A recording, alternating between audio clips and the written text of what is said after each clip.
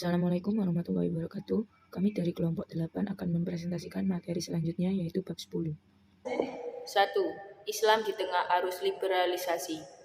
Pada awal abad 20, dunia terpilah menjadi dua kekuatan besar, yaitu sosialisme dikomandoi oleh Uni Soviet dan kapitalisme dikomandoi Amerika dan sekutunya.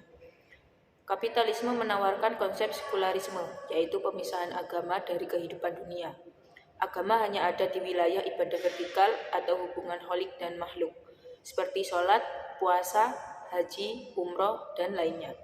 Sedangkan urusan dunia terkait muamalah, politik, ekonomi, sosial menjadi urusan manusia atas dasar kebebasan atau liberal. Kapitalisme melahirkan pola hidup liberal atau kebebasan. Pola hidup materialis tertuju pada kepentingan materi, dan pola hidup hedonis berburu kesenangan duniawi. Liberalitas yang dikemas atas nama kebebasan individu dan hak asasi manusia ini mengarah pada kehidupan pribadi yang terkoyak-koyak dan tatanan sosial yang hancur berkeping-keping. Berikut beberapa isu yang berkembang dan disahkan atas nama kebebasan, kesamaan, dan hak asasi manusia. 1.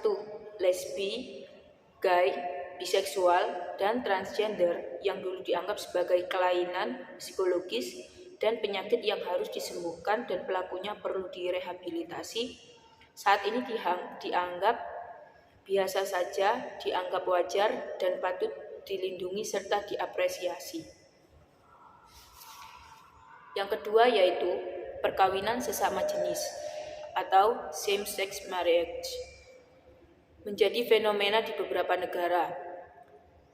Telah disahkan oleh 21 negara di dunia. Belanda merupakan negara pertama yang mengesahkan pernikahan sejenis di tahun 2001.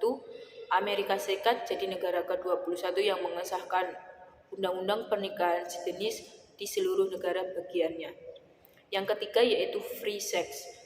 Free sex dengan dasar suka sama suka di negara barat dilegalkan. Hidup bersama tanpa ada ikatan perkawinan menjadi fenomena yang sangat mengkhawatirkan di beberapa kota besar di Indonesia. Data dari UNESCO menyebutkan bahwa lebih dari 5 juta anak muda hidup dengan HIV. 3 contoh kebebasan dalam menyalurkan kebutuhan biologis di atas meruntuhkan institusi perkawinan dan lebih jauh lagi meruntuhkan derajat manusia ke level binatang bahkan lebih hina. Allah berfirman yang artinya, apakah kamu mengira bahwa kebanyakan mereka itu mendengar atau memahami? Mereka itu tidak lain hanya seperti binatang ternak, bahkan mereka lebih sesat jalannya dari binatang ternak itu. Quran Surat Al-Furqan ayat 44. Hukum menikah bisa bergerak dari mubah, sunnah, wajib, dan haram sesuai kondisi seseorang.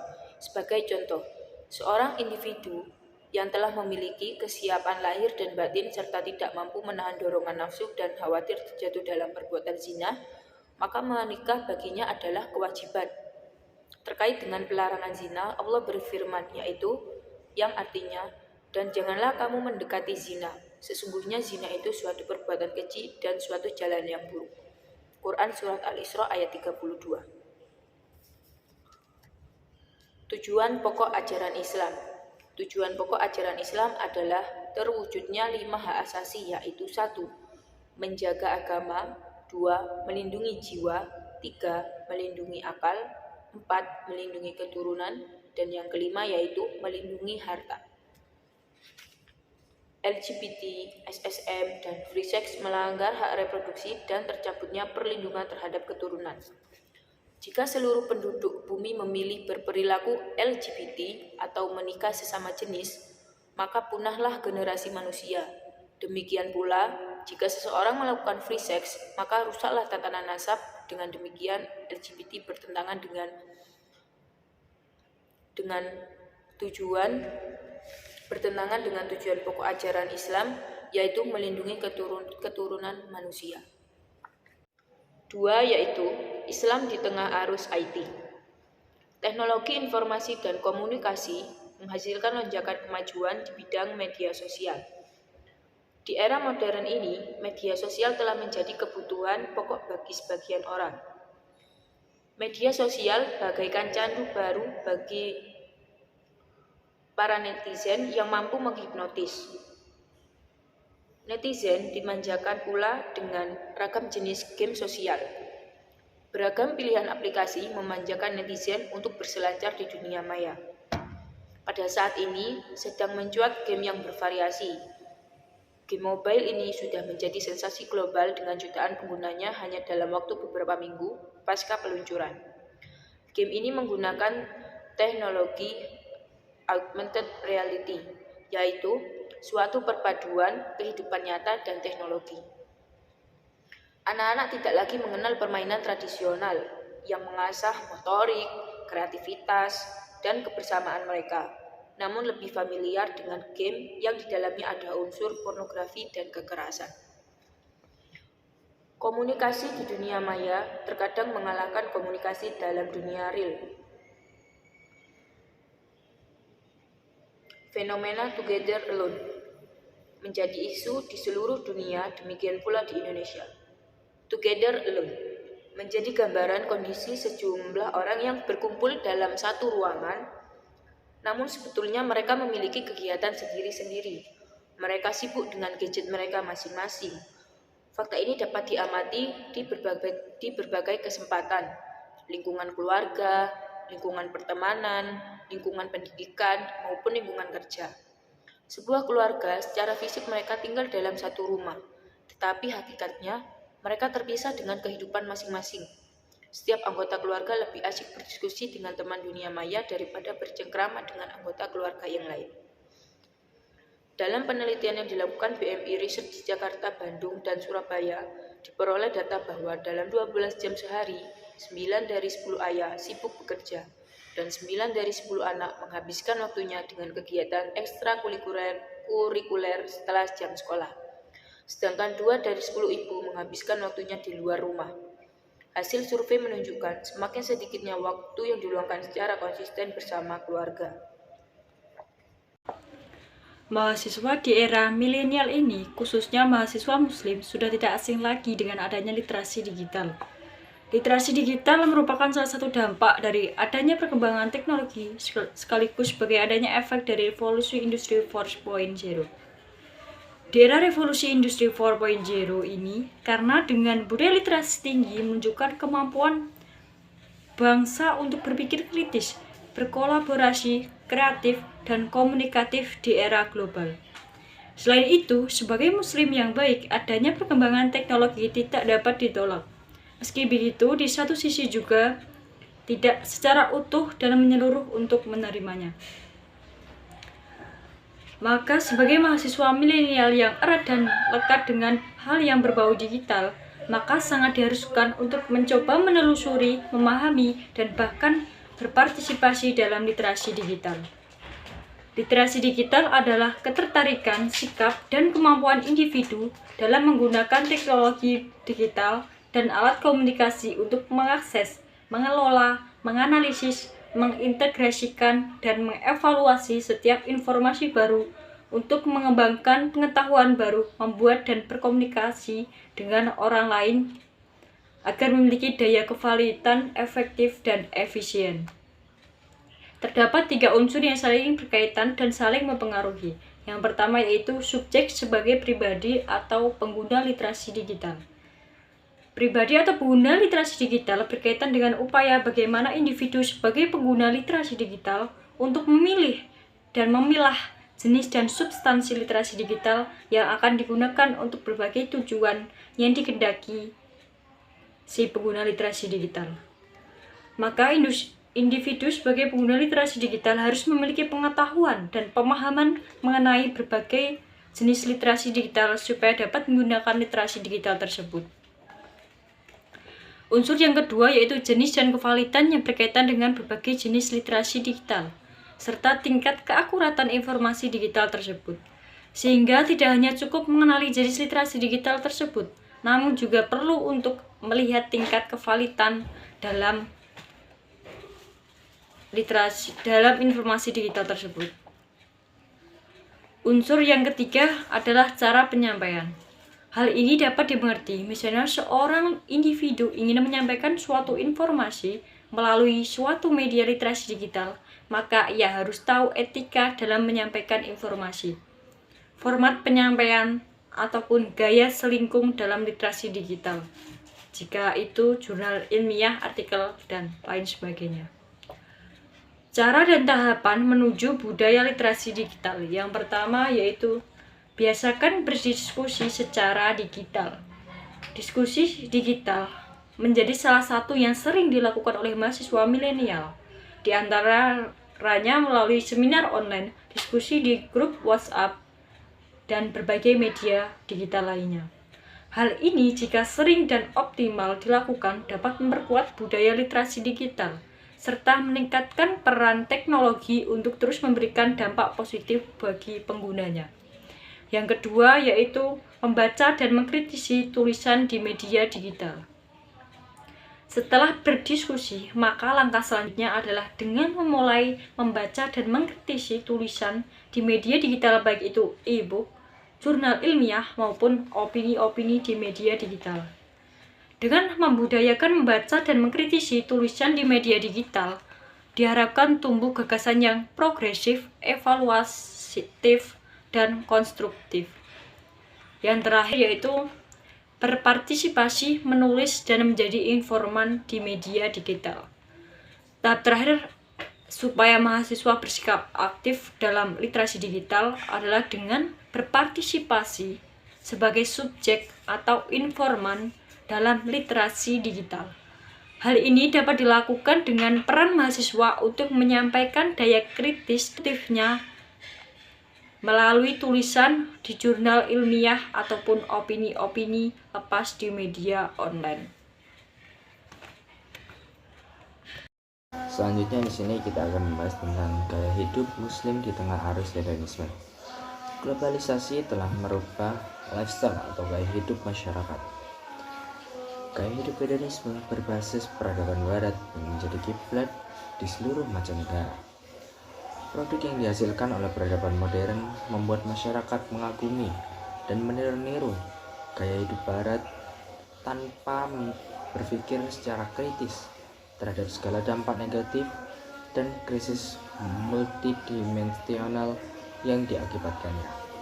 Seperti yang kita ketahui, fakta-fakta gaya hidup yang terjadi di tengah masyarakat sebagai berikut. Yang pertama, makanan. Dahulu makanan banyak yang sederhana, kita harus memasak.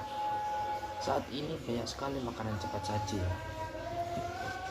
dimana kita belum tentu mengetahui itu haram atau halal. Dalam konsep Islam, tujuan hidup adalah untuk beribadah kepada Allah. Dalam memenuhi kebutuhan hidup, seorang hamba tidak bisa berbuat sesuka hati, tetapi berbuat sesuai dengan aturan Islam. Seperti pemenuhan kebutuhan pangan misalnya. Allah memerintahkan manusia untuk memakan makanan yang halal lagi baik. Allah berfirman yang artinya, "Wahai sekalian manusia, makanlah yang halal lagi baik dari apa yang terdapat di bumi, dan janganlah kamu mengikuti langkah-langkah syaitan. Sesungguhnya syaitan itulah musuh yang nyata bagi kamu." Quran Surat Al-Baqarah ayat 168. Kehalalan makanan dapat dilihat dari 4 aspek. Yang pertama, halal cara memperolehnya, yaitu makanan yang berasal dari rezeki yang halal, bukan dari rezeki yang haram. Yang kedua adalah halal zatnya. Seluruh yang disediakan Allah di alam ini halal dimakan, kecuali beberapa hewan dan jenis tumbuhan yang memang dilarang dalam Al-Quran dan hadis. Yang ketiga adalah prosesnya. Dalam prosesnya, pengolahannya tidak boleh bercampur dengan sesuatu yang haram. Dan keempat adalah cara penyajiannya. Proses penyimpanan dan pengemasan makanan haruslah dikemas dengan bahan halal, higienis, dan mengikuti standar syariat. Berikutnya adalah performa. Wanita Indonesia yang ingin tampil cantik berusaha melakukan beragam perawatan dan menggunakan berbagai kosmetik. Dulu wanita mengenakan berias diri dengan sederhana menggunakan bahan yang disediakan alam dengan bersyukur atas pemberian Allah Subhanahu wa taala.